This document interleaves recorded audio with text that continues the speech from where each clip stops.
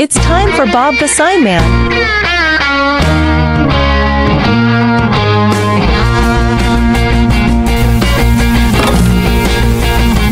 Let's jump right into this exciting episode of Bob the Sign Man. All right, here's a little instructional video on how I load my 365 HP printer. It's basically pretty simple. I'll go through the steps. There's two positions for loading your material, the outside and an inside. I guess position 1, position 2. I always go for position 2. So you want to, there's two holes here, and this reel will lock into the position where you want it. Then I'm going to take my material, which I usually do, is I have these Velcro strips that I put on here, and sometimes you tape it, and if you don't use it for a while, it gets sticky. But I just buy the Velcro strips and stick them on.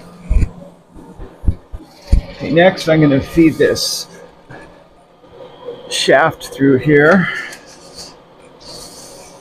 till it butts up tight against my material, keeping it in the number 2 position there. Okay, then I'm going to lock this on the other side.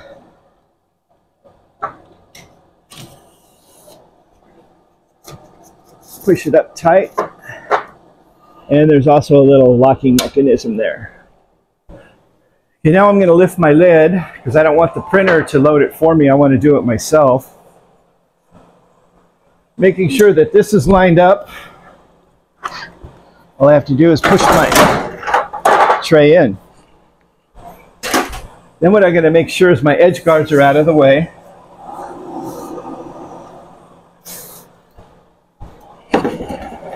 Then I'm going to take my material. I manually feed mine because I've had problems when it feeds it by itself. It'll get jammed up in the printer and it makes a big mess, so I prefer to do it myself.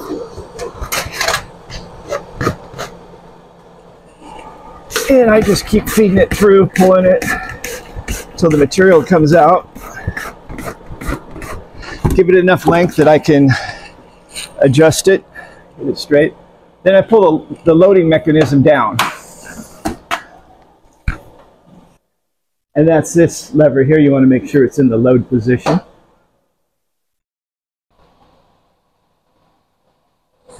Okay, so right on this edge, you'll see a series of arrows. So that's the edge of the printer when your substrate is in, and that's when it's in the first position. But I've changed over to the second position, which the second position is right here now. So what I want to do is I'm going to measure how far it is from those arrows over to my substrate. And I have 2 3/4, okay? Periodically when I load this material, I get this notification that says substrate loaded incorrectly, remove substrate. All I do is I just lift up and push it back down again, and it's ready to go. The skew acceptance 39 to 196. HP recommended to turn it down to 1, but it won't go any lower than 39, so I just set it at 39. Where it says use edge holders, I use them, but I tell the machine I'm not using them. That way it gives me a little bit extra room to print. And I'm just going to hit continue. Then you just pick, it's a matter of just picking your materials. I'm going to use the 4000 series black only.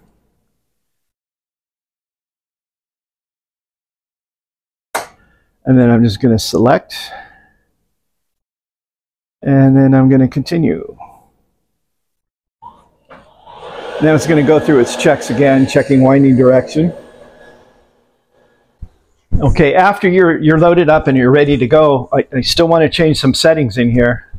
What I'm going to do is I'm going to go to my substrate, second one down. I want to go to substrate handling options, right there. Now the right edge position, I did measure it and it measured at 2.75, but when I do 2.75, it's really throwing things off. So what I did is I deducted a ½ inch from it. So I set it now at 2.5. Whoops, that's a little bit too much there. I set it at 2.50. Okay. And that works out perfect for me. As you'll see later, I'll show you the settings and the test that I ran with it. Substrate width,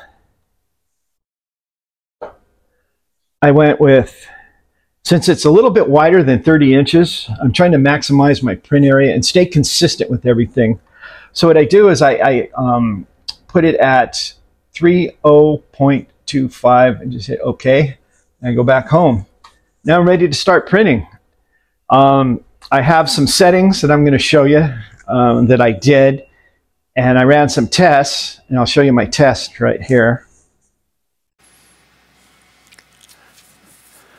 Okay, now here's the settings I used in Flexi to send the information I want to print to my printer. User defined, I entered 30.375 because your material is always a little bit wider than it says. I'm just trying to maximize the printing area. My 4000 series, whatever series you're printing at. This is a 4000 black series. Then the page margins, it is, the border is 0.50, but when I entered 0.50 here, what I was finding out, it was printing exactly 5, maybe a little bit shy. And sometimes, you know, when you're rolling, it might be off a little bit. The material might be off-centered a little bit. So I wanted to compensate for that. So I set it, it's supposed to be, you know, 5/100ths, which is a ½ an inch. So I compensated for it a little bit. I tried 550. It was a little bit off, I'd say. And so I went with 0.625. And like I said, that's to compensate for the blanks being off. Sometimes they're a little wider, sometimes they're a little narrower. They're not always consistent all the time. So, you know, human error, I guess. So I'm just trying to alleviate my human error here. So that's what I did. And then I just, on my center, I don't center it. This is your little center button here. I push it all the way over. You can see it move a little bit over here. So if I center it, you see how it moves? I push it all the way over to the right edge because that's where I'm telling it to print now. And I've had great luck doing this. This is with the 30-inch material with a 29-inch border sign. Basically, I'm printing up a 30-inch traffic sign, but you got to compensate, you know, got the borders. So I experimented with the 30-inch material. I haven't tried the 36 yet or the 24, and I do have 18. Those are the basic sizes I use: 18, 24, 30, 36. I can go up to 48, but I really don't use the 48 much. I don't have much use for 48-inch sign. So I don't see why this wouldn't work with 36-inch signs. If you just go ahead and just add a 1/4 inch, well, actually I added more than a 1/4 inch. I wanted a 0.500, so I added 1.25 extra, and it came out perfect. I don't know why it's doing that. I don't know if anybody has any better way to do it. This is the way that it's kind of starting to work out for me now, so I'm going to kind of go with this. I was just been messing around with this, just looking for some consistency. It seems like every time I start up my printer, I'd get frustrated here lately because it wasn't going exactly where I wanted. You know, a sign would start printing, and I'm like, oh my God, I used that settings last time. But so I got it dialed in a little bit better. I was talking to a HP rep. Actually, I take that back. I was talking to a rep from Grimco, and he was giving me some pointers on how to get that. He said diamond grade material is really hard for the printer to pick up and identify where it's at. So you basically got to like hold it by its hand and tell it exactly where it is. And he says you might have to experiment with your settings a little bit, which I did, and it worked for me. So hopefully I'm going to pass this along and see if anybody else is struggling. And if anybody else has a better way, let me know, because it's been, you know, I've had the printer for almost 2 years now, and I'm getting it dialed in, and it's seems to be working good. So anyways, there we go.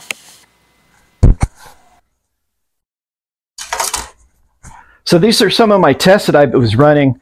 When I first did that 2.75 on the width, the right edge margin, I ended up with like over 1 inch, and it was running too far over that side.